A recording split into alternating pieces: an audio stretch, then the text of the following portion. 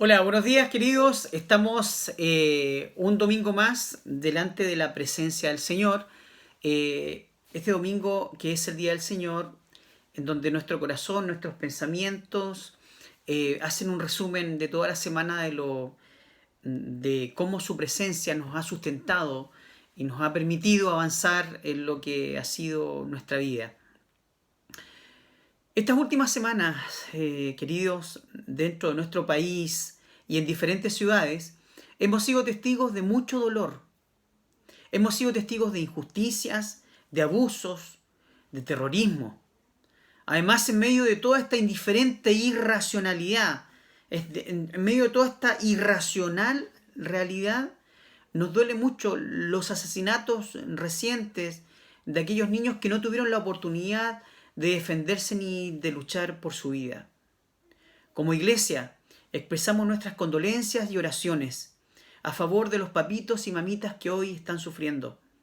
También expresamos la impotencia y la compasión por la situación que vive la Araucanía y el país, nuestro país entero.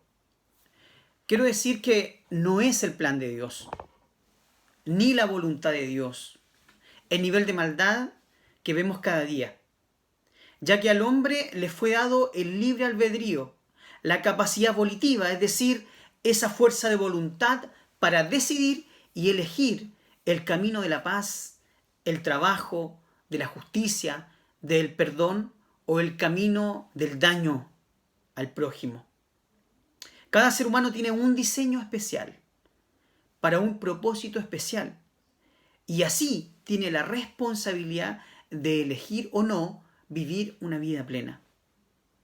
Quiero invitarles, queridos, a tener un momento de oración por nuestra Araucanía, por Chile, por las familias que hoy sufren diferentes dolores causados por terceros.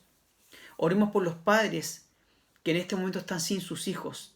Además, oremos por los gobernantes para que no sean negligentes y cumplan su rol. Oremos por la justicia, los jueces, para que tampoco sean negligentes y por favor cumplan su rol. Que no tengan miedo.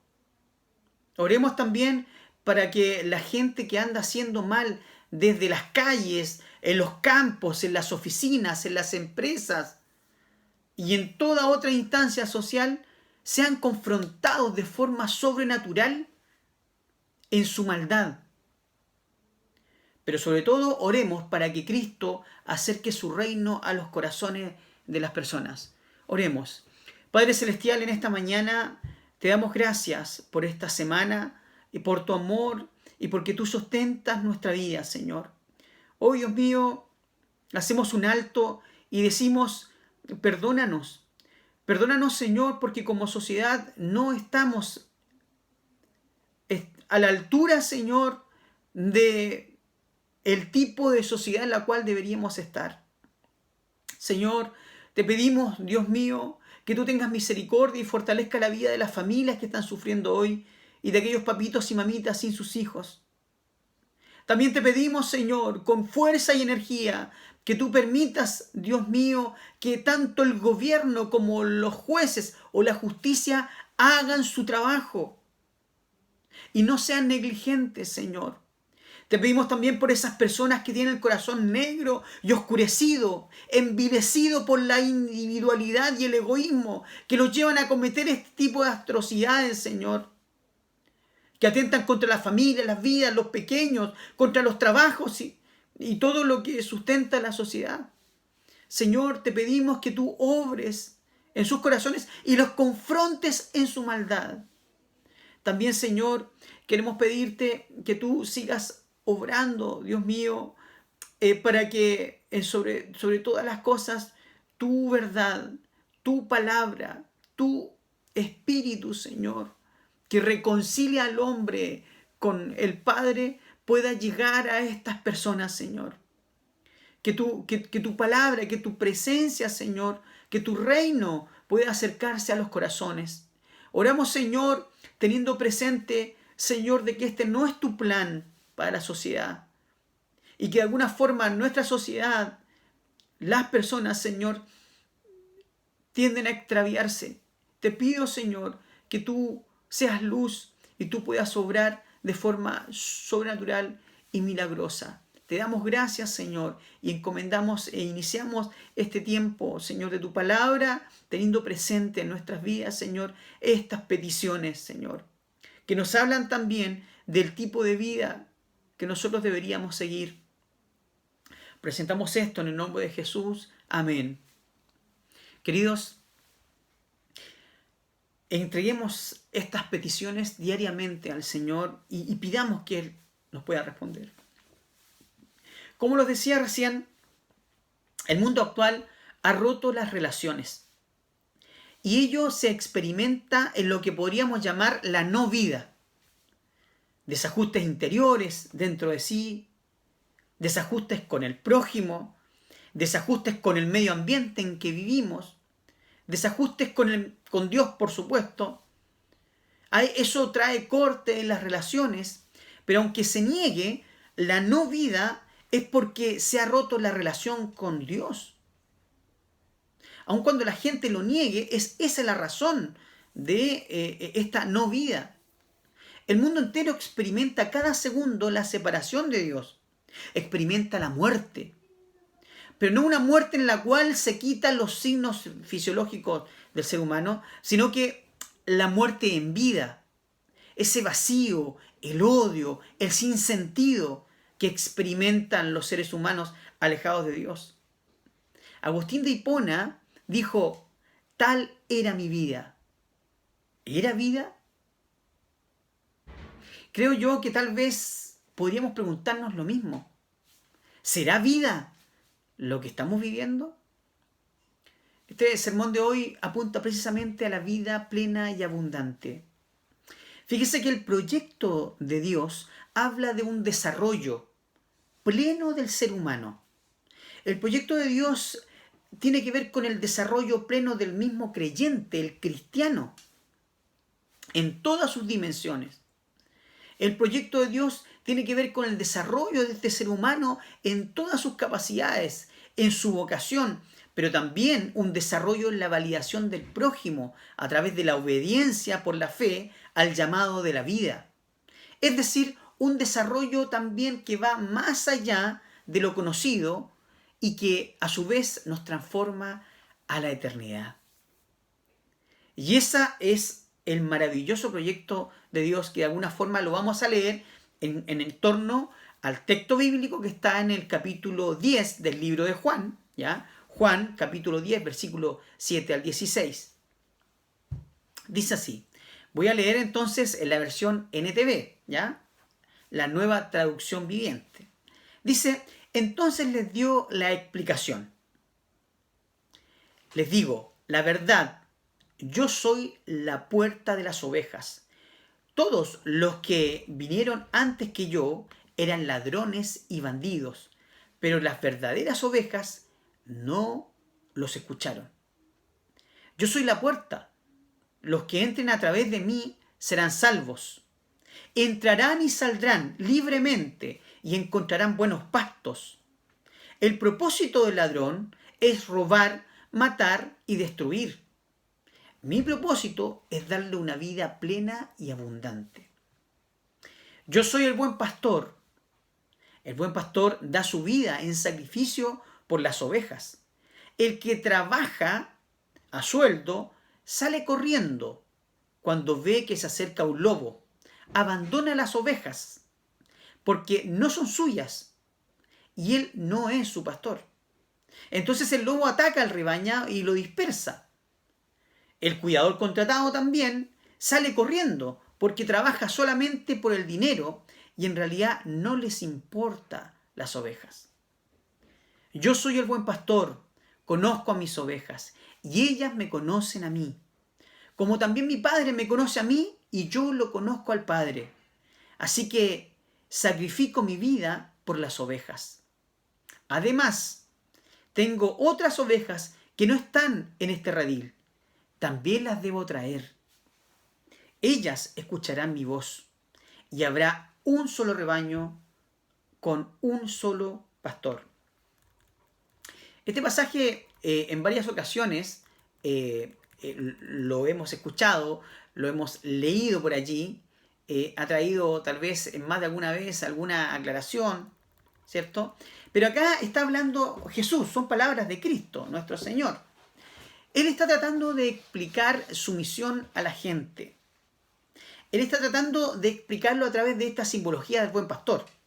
Pero un poquito más atrás lo ejemplifica, lo lleva a la simbología, pero las personas no le entienden. Entonces él tiene que amplificar la idea, como dice acá, explicarla, ¿ya? Y lo presenta de una forma en que se deja ver un principio fundamental del cristianismo, que es el que vamos a ver en este análisis del pasaje que el Señor nos muestra hoy día, ¿ya? El Señor Jesús entonces está hablando a las personas y le está explicando entonces un poco más esto del buen pastor, pero ahí deja ver este elemento principal, este elemento esencial del cristianismo fundamental, ¿ya? Entonces recordemos que la realidad en Palestina en ese tiempo era un tiempo de opresión. En Palestina, en los tiempos de Jesús, cuando Jesús habla estas palabras, en el entorno político, social, económico, geográfico, Palestina estaba en un tiempo de opresión. Había dolor, división, había abusos y también injusticias. Había aprovechamiento entre los mismos judíos. Se aprovechaban unos con otros. Había discriminación, enfermedades y muchos otros males usados por la misma sociedad en un contexto de invasión de un imperio extranjero, es decir, el Imperio Romano. Estando bajo el Imperio Romano, sucedían todas estas situaciones. Y en este contexto es que Jesús está trayendo el reino, está trayendo esta nueva realidad del Evangelio y comienza a enseñarles a las personas, a los seguidores, a los discípulos, a los apóstoles, sobre esta nueva realidad que en el fondo aquí lo explicita, que habla de una nueva vida, ¿ya? En este pasaje, entonces, vamos a lograr ver tres temas que creo que el Señor nos está llevando, y es el primero respecto a los falsos líderes, prometiendo esperanza y libertad. Está en el versículo 7, 8, 12 y 13. ¿Ya? Ahí se refiere textualmente ladrones y bandidos. Entonces, dado el contexto de abandono y desesperanza, la gente de entonces, la gente de Judea, había sido presa de muchos ladrones y bandidos que no se refieren a profetas o héroes como del Antiguo Testamento, o que se hacían pasar por héroes o profetas, sino que se refiere a hombres elocuentes, como líderes o caudillos, que tomaron la fuerza y las armas, sin importar incluso matar a sus propios seres queridos, con tal de llevar a cabo esta idea para el pueblo de una era de oro. ¿Ah? Trataban estos líderes elocuentes de llevar y conquistar a la gente diciéndoles viene un mañana mejor, o como dirían por ahí, ya viene el cambio, o ya viene la alegría. Entonces, muy parecido como los celotes, que eran un grupo también que confrontaba la situación y prometía un cambio en el entorno, y ellos derechamente se iban a las armas. Fíjese que el historiador Josefo, de aquella época, señala que en ese tiempo hubo más de 10.000 desórdenes y tumultos. En ese tiempo, más de 10.000 ahí en Judea. Y aunque presentaban estos líderes o estos gente elocuente, presentaban buenas intenciones, su propósito se iba revelando al final. Y finalmente muchos de ellos caían en este tema de robar, matar y destruir. Y por otro lado, tenemos también en este mismo pasaje, los versículos 12 y 13, habla también de los falsos pastores, que solo les mueve el dinero, que solo les mueve lo que pueden sacar, y no por un servicio leal y abnegado y comprometido, sino que sencillamente por el recurso económico. En ese sentido, entonces, encontramos que estos falsos líderes, prometiendo esperanza y libertad, estaban en estos dos temas. Personas con elocuencia que llevaban al movimiento de la gente, de la masa, o personas que, siendo pastores de ovejas, no les interesaba, realmente el compromiso con el redil y el rebaño, sino que les interesaba más bien el tema monetario, la economía. Entonces acá vemos uno de los temas que hasta el día de hoy nos hacen eco. Y de hecho muchas de las frases que uno puede ir escuchando en esta parte lo podemos relacionar con lo que está pasando hoy día. El segundo elemento, el buen pastor y sus ovejas.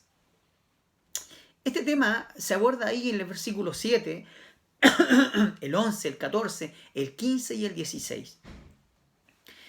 En contraste con la parte anterior que vimos, Jesús se presenta como el verdadero pastor, en contraste de estos líderes nefastos y de estos falsos pastores. Él se presenta como el pastor verdadero. Primero dice que Él es la puerta. Dice, yo soy la puerta. En aquella época, cuando los rebaños de ovejas, cuando los rebaños en la noche no alcanzaban a llegar al pueblo para guardarse, ellos tenían que quedarse en un redil preparado en el medio del campo. Ese redil tenía solamente una abertura, que es por donde se entraba y se salía. El redil ahí entraba y salía. Entonces, cuando el pastor se encontraba con la noche, los metía ahí a ese redil, al rebaño, y ese redil no tenía puerta, porque es donde el pastor se recostaba y dormía. Entonces las ovejas no podían entrar y salir y eran protegidas y cuidadas. Y ahí es donde el pastor de ovejas, digamos como oficio, era el que literalmente era la puerta. Entonces acá Jesús usa este ejemplo muy interesante donde él dice yo soy la puerta. Y aquello representa que hay confianza, que hay seguridad y hay buena relación entre el pastor y las ovejas cuando el pastor conoce bien su rol y la oveja conocía a su pastor. Porque dice, las ovejas oyen mi voz y me siguen. También en estos pasajes, porque vimos que recién respecto al buen pastor, el buen pastor y sus ovejas, vimos que él dice que es la puerta, pero también dice que es el buen pastor. Y ser buen pastor en la Palestina de esa época tenía algunas características bien interesantes, porque era un oficio de campo que lograba generar un prestigio o un testimonio dentro del pueblo. Allí, el pastor verdadero debía proteger a las ovejas frente a cualquier amenaza. Los rediles siempre estaban expuestos, los rebaños siempre estaban expuestos. Y estaban expuestos con amenazas externas, como por ejemplo los ladrones, los leones, los lobos, el oso. Pero también habían amenazas internas, como los falsos pastores. Entonces, vemos que el buen pastor debía proteger a las ovejas, al rebaño, frente a las amenazas. Y también en el versículo 14 y 15 habla de la relación, lo que decíamos un poquito anteriormente. Hay una conexión en la cual las ovejas oyen la voz del pastor y corren cuando la escuchan. Y eso es en la práctica. Una oveja que se acostumbra a su pastor, escucha la voz del pastor y va, y acude. Pero también, por otro lado, el pastor las conoce bien. El pastor verdadero las conoce bien, las llama por su nombre, las reconoce en cualquier momento y las diferencia entre una y otra. Y a veces es difícil, porque son muchas ovejas. Pero en esa época el buen pastor las reconocía, las conocía las características de una y otra. Y a su vez la oveja reconocía la voz del pastor. Entonces, aquí Jesús señala que, por un lado, Él, para proteger, da su vida por las ovejas. Y lo dice en el texto. Y lo está diciendo porque es un anticipo de lo que se venía. Él venía a completar su misión. Y esa misión incluía el martirio, el sacrificio, el dolor, el llegar a la cruz con su muerte y su posterior resurrección. En el fondo, el pastor es pastor hasta las últimas consecuencias de protección a su rebaño. Y es precisamente esa relación, por esa relación, donde ambos se conocen, la oveja por un lado y el pastor por el otro, es que la oveja oye su voz. Y por otro lado, el pastor sabe que cada una es única y especial. ¿Ya? Entonces ahí tenemos características de un buen pastor. Otro elemento es que también Jesús lo plantea en el versículo 16 y es como algo más futuro, ¿ya? Porque ya habiendo hablado del redil, de la puerta y de las ovejas, luego dice y tengo, voy a leerlo mejor, ¿ya? El versículo 16. En el versículo 16 dice: además tengo otras ovejas que no están en este redil, también las debo traer. Ellas escucharán mi voz y habrá un solo rebaño con un solo pastor. En el versículo 16 entonces habla de aquellas ovejas que no están en el redil, no están en el rebaño, pero son de él. Y esto es interesante. No están, andan por ahí, pero son de él. ¿Ya? Porque dice tengo, y tengo en la gramática habla de un verbo que habla de poseer, de tener. Entonces, él especifica que esas ovejas son las que él tiene para atraer, y las llamará, y ellas vendrán para venir al rebaño. Interesante. Hay ovejas que son de él, que andan por ahí, y él las está llamando. Hoy también. Bien. El tercer tema y elemento que vemos acá en este pasaje es respecto al versículo 10, que yo diría que es lo que decía hace un momento, es un elemento fundamental en la vida del creyente. En este punto habla de la vida plena y abundante. En este punto Jesús, a través de un contraste de palabras respecto al mal pastor, él deja ver el propósito del Evangelio, de su misión, de su verdad. Y es que él vino para dar vida y para dar vida en abundancia. Textualmente lo leo. El propósito del ladrón es robar, matar y destruir. Mi propósito es darle una vida plena y abundante. Y esto es lo revolucionario del mensaje de Jesús. Porque podríamos preguntarnos respecto a la vida. ¿Qué es la vida? ¿Qué es la vida?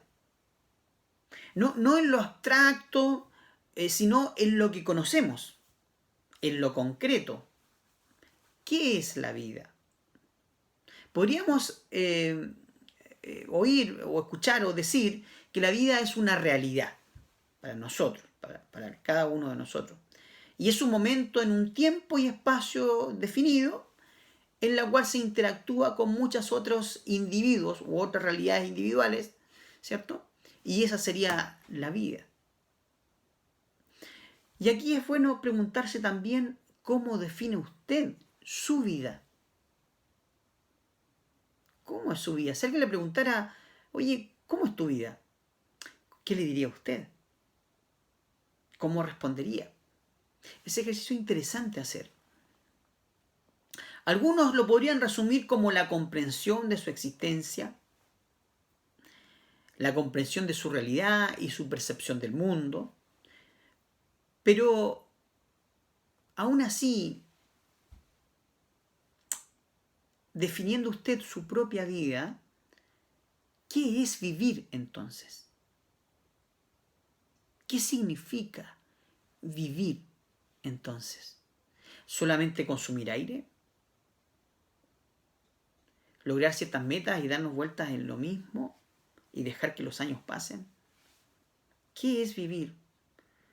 Y aquí donde Juan 10:10 son palabras revolucionarias en cuanto a esta idea de la vida. Porque dice, yo he venido para que tengan vida y la tengan en abundancia, en Reina Valera, 1960. Y en la versión NTV que acabamos de leer dice, mi propósito es darle una vida plena y abundante. Como decíamos más arriba, por lo tanto, vivir no se trata solo de respirar. La palabra griega usada para la frase tengan en abundancia quiere decir superabundancia.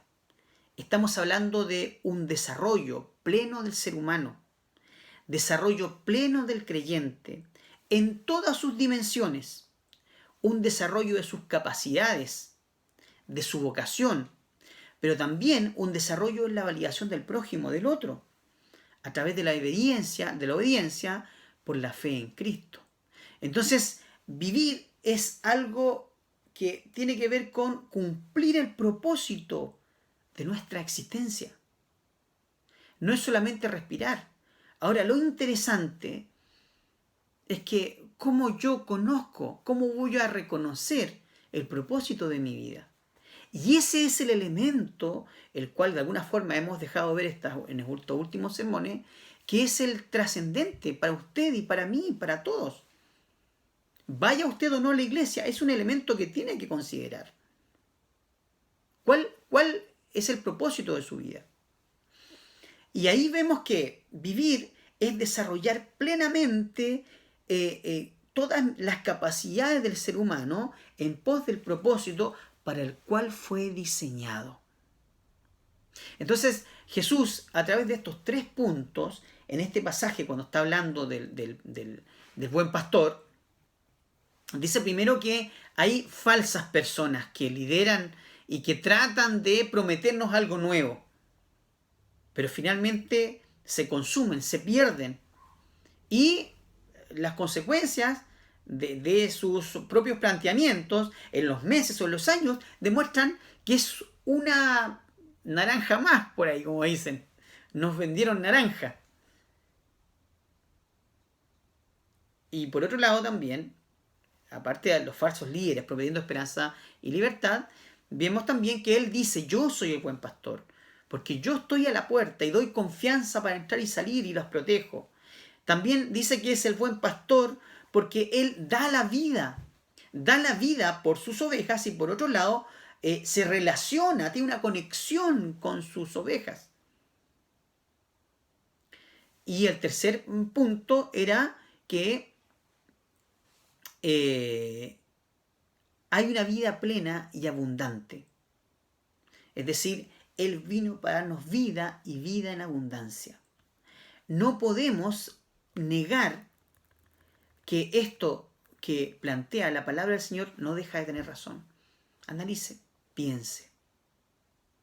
Querido, querida, ya sea que usted tenga a Cristo o no en su corazón, esta palabra nos habla profundamente, porque nos lleva a comprender que el Señor, el creador de todo, tiene un plan para nosotros.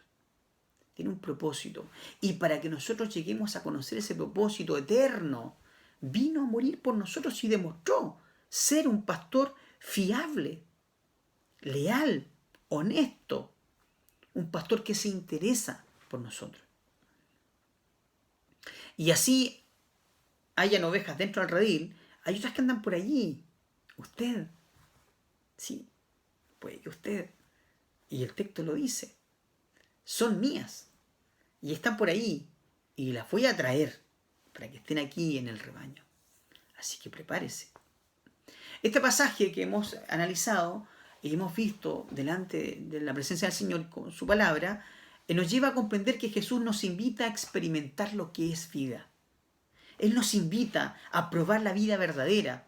Vida no es solo respirar y sobrevivir. Vida no es solo alimentarse y cubrir nuestro cuerpo. Vivir es dar valor a las buenas cualidades que Dios ha entregado al hombre para que lo desarrolle.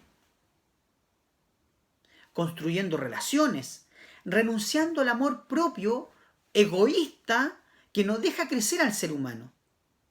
Vivir es arrepentirse de esa borrosa idea de vivir, que trae muerte, pecado y sinsentidos.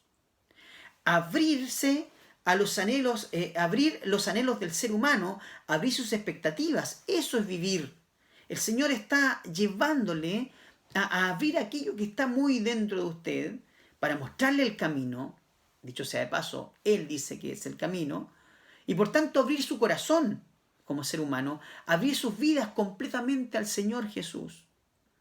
Esta invitación que Jesús tiene para usted diariamente, insisto, que tiene que ver con que Él nos creó, Él nos diseñó, Él es el arquitecto de su vida y de mi vida, de nuestras vidas. Por lo tanto, esta invitación es una invitación a morir a usted mismo. Es una invitación a construir una vida de verdad, en los términos que Él tiene para nosotros. No solo vivir para uno mismo, y esto es muy relevante, sino que vivir para los demás, para el prójimo, para el entorno. Es imposible pensar en un cristianismo, lo hemos dicho muchas veces, que no viva para los demás. Y de una forma concreta, porque a veces hablamos mucho de poesía o de romanticismo en este sentido, pero hay cuestiones concretas que nos dicen que vivir, construir la vida, es trabajar para los demás, servir a los demás. La invitación que nos hace Jesús no es a asumir un estilo de vida religioso. La invitación es atreverse a disponer toda su vida en las manos de Cristo de manera integral y permitir que Cristo transforme su vida, llevándole a vivir a esa vida superabundante, que es la que señala el texto, porque en el griego la palabra vida y vida plena de este pasaje habla de vida superabundante, o sea, mucha vida. Eso es lo que Jesús promete. A diferencia de lo que la religión de pronto nos mostró, de que seguir a Cristo era un camino religioso y un camino que te dice que no. No es así. Es una superabundante vida la que promete. Por lo tanto, es importante, porque estamos concluyendo, es importante saber que la muerte en vida es producto exclusivo del pecado. El pecado amolda y hace participar de una cultura de muerte como la que hoy estamos viviendo. El pecado que separa al hombre de Dios y por lo tanto le niega la posibilidad de la vida superabundante. El pecado que le corta las relaciones a usted, a mí. El pecado que le reduce a una ilusión de lo que puede llegar a ser. Y le quita esa posibilidad de llegar a ser lo que usted está destinado a ser.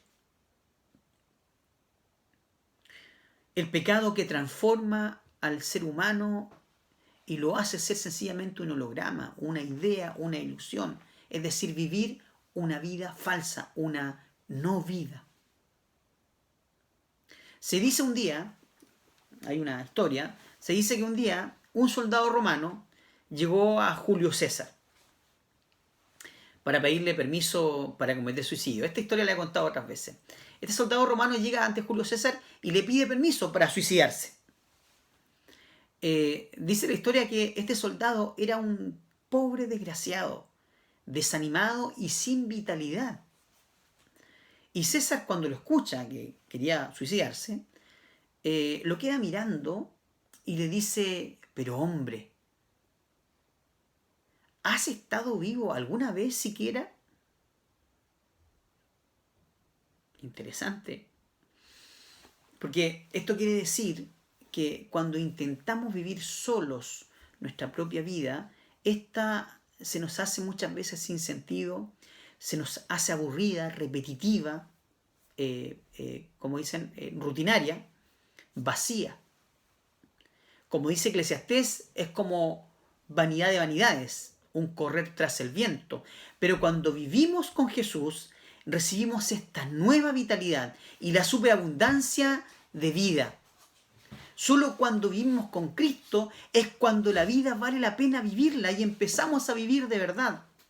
Entonces, para ir finalizando, le pregunto, ¿está usted viviendo la vida en estos términos de la superabundancia?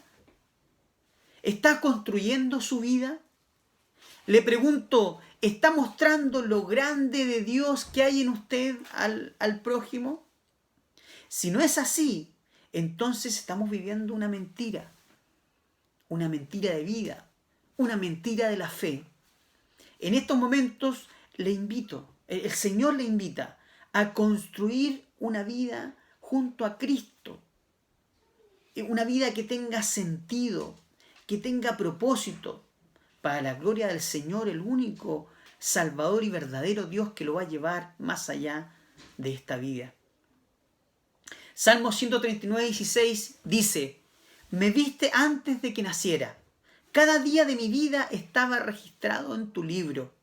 Cada momento fue diseñado antes de que un solo día pasara. En esta porción de Salmos es innegable decir que Dios nos creó. Dios nos diseñó, a usted y a mí. Dios nos conoce, me conoce. Somos su proyecto. Él sabe de nosotros porque Él se encargó de crearnos. Y con todo esto quiero decir que Él, al conocernos, nos dio vida y quiere que disfrutamos una vida abundante, plena. Y eso se vive en torno a Cristo. Y en ese sentido, felicitamos a nuestros hermanos Viviana y Alberto que recientemente sellaron su fe en las aguas del bautismo. Así que les abrazamos y les felicitamos porque de alguna manera ellos están experimentando esto que acabamos de señalar. Queridos, esta es la palabra del Señor, que el Señor les bendiga. Quedémonos pensando, ¿estamos experimentando la vida en estos términos de la vida plena? Él es nuestro buen pastor. No es como los líderes que nos prometen cosas, sino que Él nos da vida y vida abundante, vida plena. Vamos a orar al Señor cerrando esto y incluir en nuestras oraciones al papá de la pequeña Tamara, esa pequeña, ya. Oremos al Señor y tengamos en oración todas estas realidades. Y a los que creemos fielmente en que Cristo cambia las cosas, oremos para que el Señor llegue a sus vidas.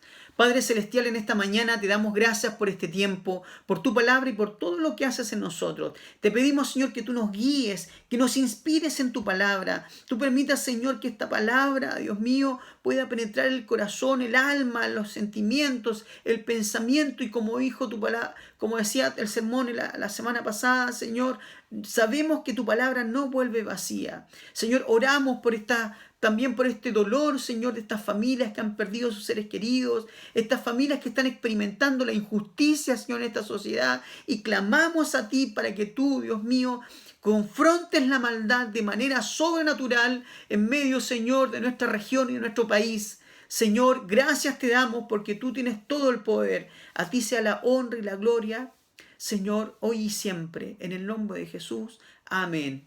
Que el Señor les bendiga, queridos. Un abrazo. Chao, chao. Saludos. Que tengan buena semana.